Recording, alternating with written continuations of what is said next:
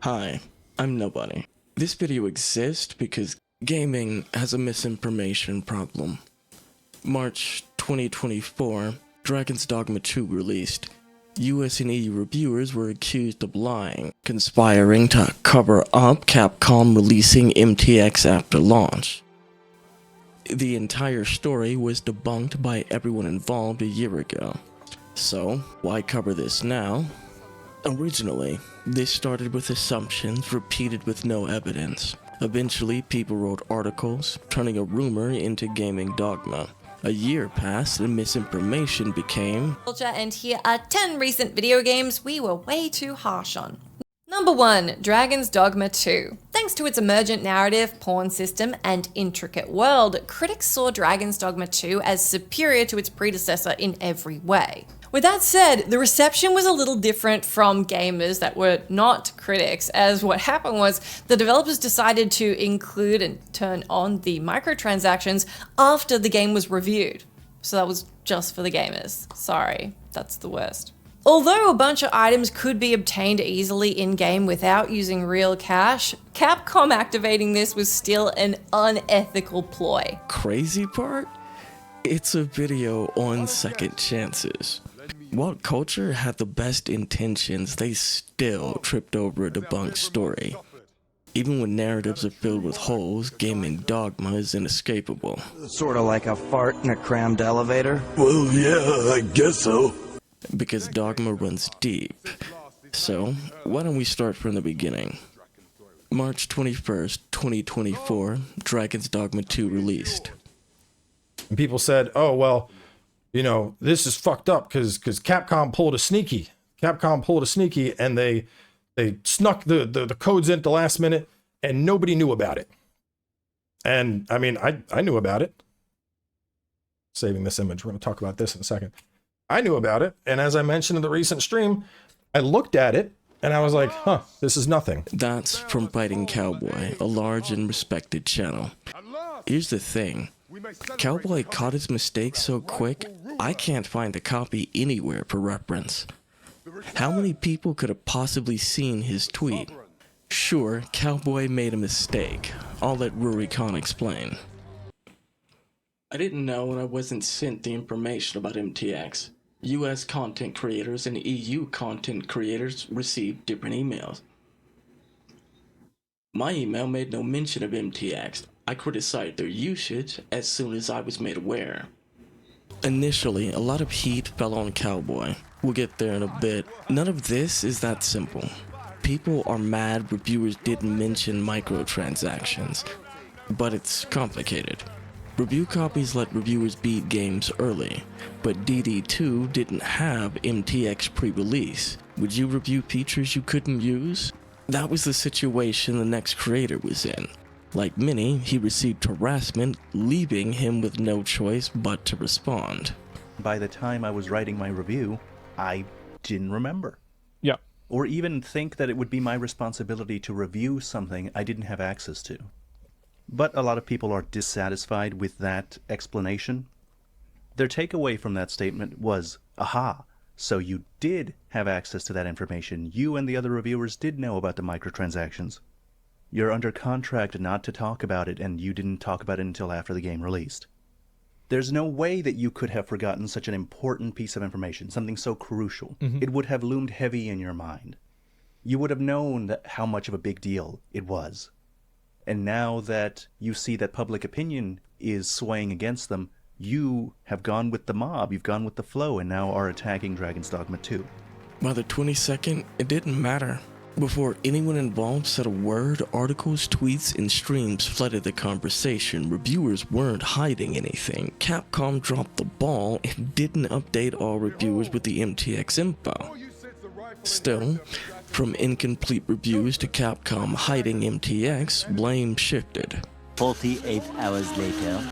Added, you also have to pay $2 to change your character, and I think there's a couple of other smaller microtransactions that have even less of a gameplay impact than that. However, Dragon's Dogma 2 released these things into the game on release without really telling anybody. None of that is true. Yet, the same day, Josh Stripe Hayes released 2 videos.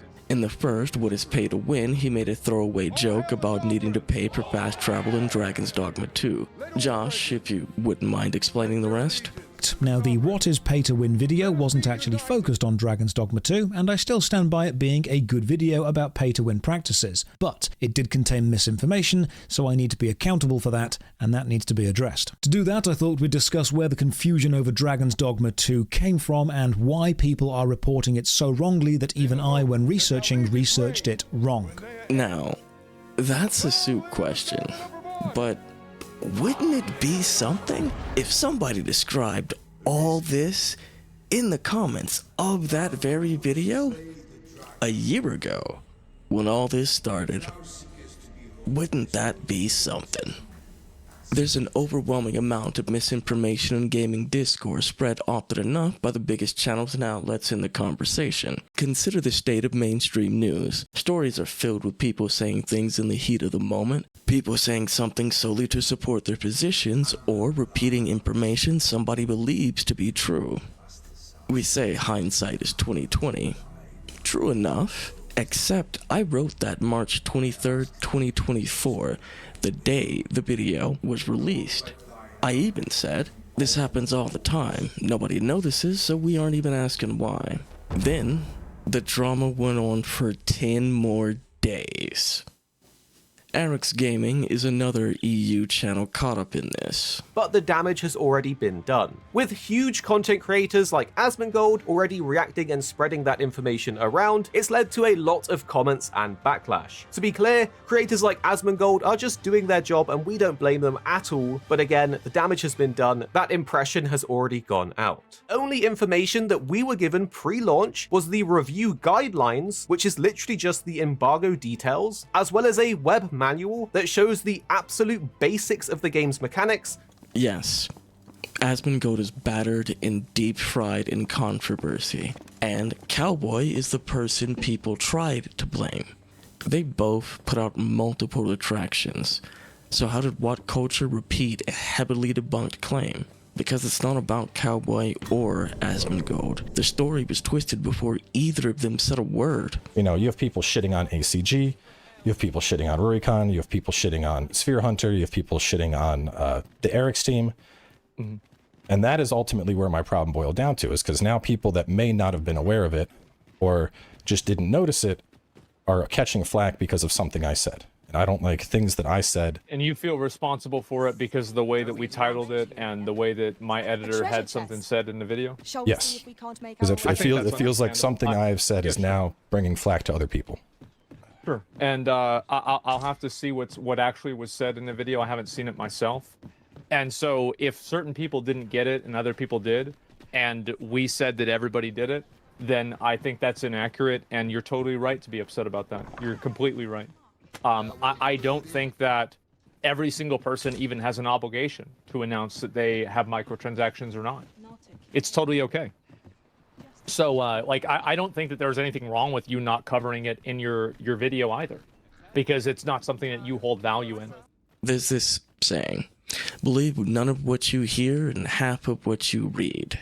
An innocent mistake left creators with good intentions using bad information. Everyone retracted their statements and delisted videos. When I reached out to Alana Pierce, she had no problem delisting the following video either. For over a decade, though, has been marred by controversy. When the game became available, a previously hidden suite of microtransaction purchases did as well. And I feel like this is kind of an important sentence here. The microtransactions were not visible anywhere in any of the review copy. Like, the version of the game that you played before launch didn't have the store, which again, I still don't even know where it is. I am playing on console because I heard the PC performance is terrible and even the console performance is not very good. And that's a thing we should definitely be criticizing Dragon's Dogma 2 for. The performance is but it's really, really bad. For me, just a lot of frame rate drops, and they are bad. I would say the worst console game I've played since the last Pokemon game, and that's saying something. But I will say where this particular point is concerned about the previously hidden suite of microtransaction purchases. Capcom's review guide did state and detail what the microtransactions would be. So there are all these reviewers that I've seen kind of backtrack and be like, oh, we didn't know they were there. That means you didn't do your job. So the DLC page for Dragon's Dogma 2 has all of the things detailed that you can. Look, I ran this story down for 8 months. I reached out to everyone involved, watched over 10 hours of video from 7 creators. Capcom made a mistake. Reviewers got falsely accused. This wasn't malicious. It was a series of unfortunate events. Please, don't give anyone grief. That's expressly not the point of this video. If you don't like MTX, no problem. But this started after a gap in communication became a banner cry of the console war. A cry so loud, What Culture heard it a year later. But this story has no obvious source. I couldn't link this to any of the 8 game tubers involved. Multiple corrections and retractions exist. Okay, so who confirmed the initial story? We've got questions, but our answers are incomplete, inaccurate, or false, meaning Dogma exists in 99.95% of videos. You don't believe me, I get it. The thing is, I ran our concerns down for months, like I said, compared against primary sources, that's documentations, tutorials, developer interviews. Then, lastly, I ran everything through ChatGPT, Gemini, and Claude dozens of times. Here's what I found. Makeup. If you can't tell, That's it. That's the problem. What Culture made a mistake, that's all. Same with everyone else involved, as well as you and me. The problem is simple. All we have to do is look. I'm not saying complaints or opinions equal misinformation, but worldwide there are over 3 billion gamers. That's 49% of American adults, but only 10% identify as gamers, meaning you, me, we are not the 99%. We're subversives entrenched in online conflicts. Consider Monster Hunter Wilds. Capcom told us up front about the MTX, sure. Then they soft lock character editing behind vouchers. You get 1 free, then it's $7 or $10 to change your face or palico. No in-game options, no grind alternatives. That's what we're talking about. Problem? Sometimes we really are mad at nothing, and subjective versus objective is misleading. Now, I don't want there to be any mistake about where I stand, so publishers, developers, and studios have lied. Games have been rushed, released inexcusably buggy, and yes, repetitive yearly releases, predatory microtransactions, frame rate, all real issues we should be talking about. Gaming's got issues, so yes, demand and expect better. But like, you can't have an even-handed perspective, because if you have an even-handed perspective, you just get people mad at you from both sides, because internet discourse is dominated by the most extreme and the most emotionally charged rhetoric as possible. Picture this. I say game developers are lazy. You, dear viewer, want to know why. But if I say gamers are lazy, same word, except now I'm toxic and condescending. Why? Do you want better video games?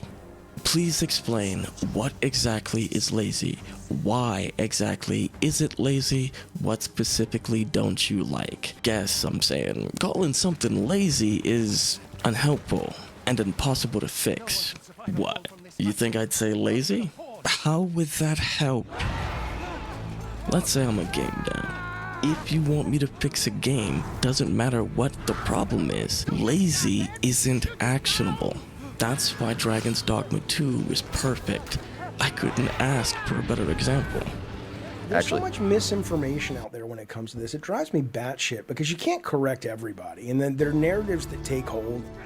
In a video about second chances, What Culture tripped over year-old misinformation. That much spin is a feature, not a bug, marking a fundamental flaw in how we talk about games. It's not about developer experience, objective reviews, or journalism. What color's the sky? Now, you said, or more likely thought, blue on instinct, right? Because questions have answers. Gaming is more than what articles, me, or anyone else thinks. When these stories pop off, who investigates the details? Who covers stories we're missing or slants in reporting? For the world must be free of bugs.